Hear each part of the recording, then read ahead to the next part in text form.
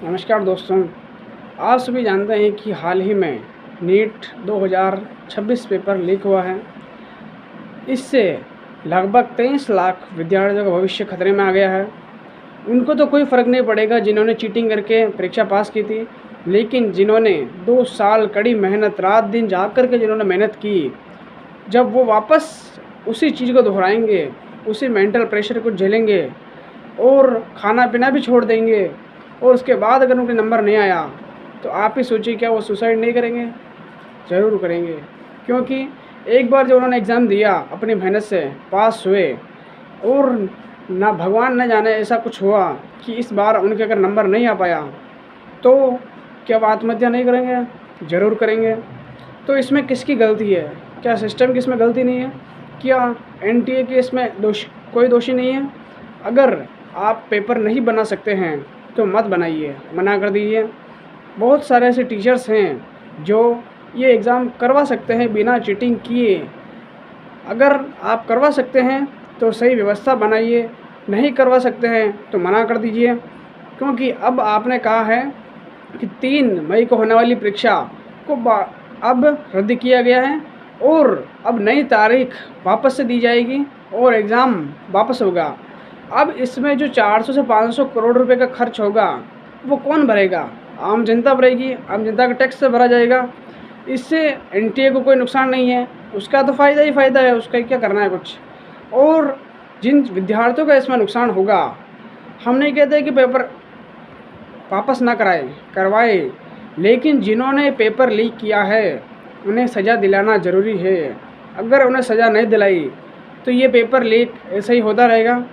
पिछले 10 साल में लगभग 89 पेपर लीक हो चुके हैं। जो नीट अभी 2026 में लीक हुआ है, यही पेपर 2024 में भी लीक हुआ था, और उसकी भी सीबीआई जांच हुई थी, लेकिन सीबीआई ने कोई परिणाम नहीं दिया। क्योंकि सीबीआई तो ज़ाहिर सी बात है कि सरकार में बिका हुआ है, तो वो तो कुछ करने से रहा, उसके पास तो केस जाएगा। अब नीट देने वाला नीट दे भी देगा, डॉक्टर लग भी जाएगा, लेकिन फिर भी सीबीआई वालों का कोई भी वापस जवाब नहीं आएगा। इसलिए सीबीआई को देने से कोई फ़ायदा नहीं है।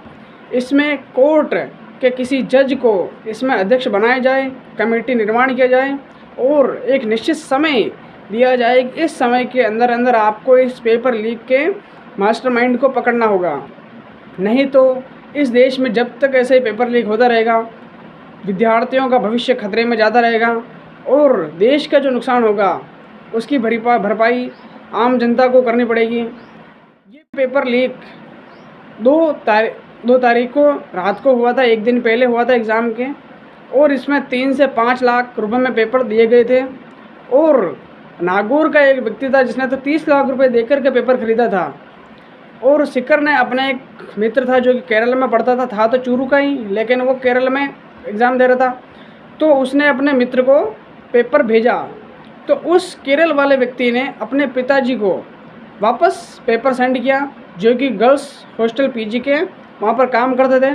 उसके पिताजी ने वापस जो वहाँ पर लड़कियाँ रह रही थी उनको भी वापस पेपर बांट दिया। और फिर वहाँ से वापस घूमता घूमता जो एक प्राइवेट माफिया था, 400 मेंबर्स का ग्रुप था, उस 400 मेंबर्स के ग्रुप ने पूरे भारत में इस चीज़ को फैला दिया, जिससे कि पेपर लीक का पता चला। और ये पता भी किसी एजेंसी को नहीं चला। जब एग्ज़ाम हुआ और बच्चों ने जब अपने पेपर रीचेक किए, तब उसमें पता चला कि पेपर तो सेम आया है। लगभग 140 क्वेश्चंस जो कि उसमें थे गेस्ट पेपर में, वही ऑप्शंस, वही क्वेश्चन सेम मिलना कोई संयोग नहीं हो सकता है। तब उन्होंने एनटीए को, जब वो पुलिस स्टेशन में कंप्लेंट करने गए, तो उन्होंने कहा कि आप अफवाह ना फैलाई। उसके बाद उन्होंने एनटीए को मेल किया, एनटीए ने वापस दूसरी एजेंसियों को मेल किया, और धीरे धीरे ऐसे करते करते इसका भांडा फूटा। और अब ये आंदोलन हुआ जिसकी वजह से नीट 2026 पेपर को रद्द किया गया, और उसकी तारीख वापस दी जाएगी लगभग 7 से 8 दिनों के अंदर। और इसमें हमारे देश के शिक्षा मंत्री धर्मेंद्र प्रधान का जो 2024 का जो वीडियो था, उससे आप देखिए। पेपर लीक के इस त्रासदी से आप देश को कैसे मुक्त करें? देखिए, ये एक अव्यवस्था है उसको मैं स्वीकार करता हूं। पिछले बार भी जब नीट की अव्यवस्था हुई थी, मैं मुंह छुपा के नहीं भागा था, मैंने उसके लिए जिम्मेवारी ली थी और उसको हमने सुधारा। 2026 में भी जब पेपर लीक हो गया है, उसके बाद जो धर्मेंद्र प्रधान हैं, उनका वीडियो देखिए कि वो ना तो कुछ कह रहे हैं ना कुछ कर रहे हैं। आप इसे देखिए।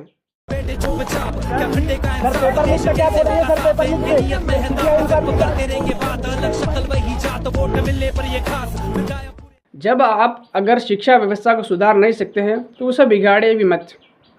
शिक्षा व्यवस्था से ही बच्चों का भविष्य सुधरेगा, आने वाली पीढ़ियों को साहस मिलेगा और वो अच्छे कार्य कर पाएंगे और देश का विकास होगा। अगर आप ऐसे ही हर बार पेपर लीक करवाते रहे तो इस देश का विकास कैसे हो सकता है।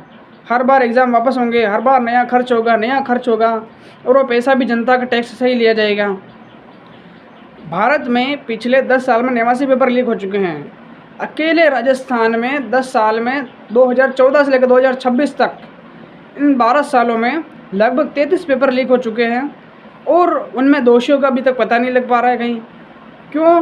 क्योंकि हमारे जो सिस्टम है वो बहुत ज़्यादा ही ख़राब हो चुका है। अब केवल पैसे दो और परीक्षा दो, बिना परीक्षा दिए पास हो जाओ, नौकरी लग जाओ, और क्या, कुछ पता नहीं बस। इसलिए अगर कहीं कुछ गलत होता है तो हम सबका ये दायित्व तो बनता है कि हम उस गलत के प्रति, गलत के लिए आवाज़ उठाएं और जो दोषी है उसे सज़ा दिलाएं। अगर उसे सज़ा नहीं दी गई तो आने वाला भविष्य में और ज़्यादा पेपर लीक होंगे और छात्र छात्राओं का भविष्य भी खतरे में पड़ेगा।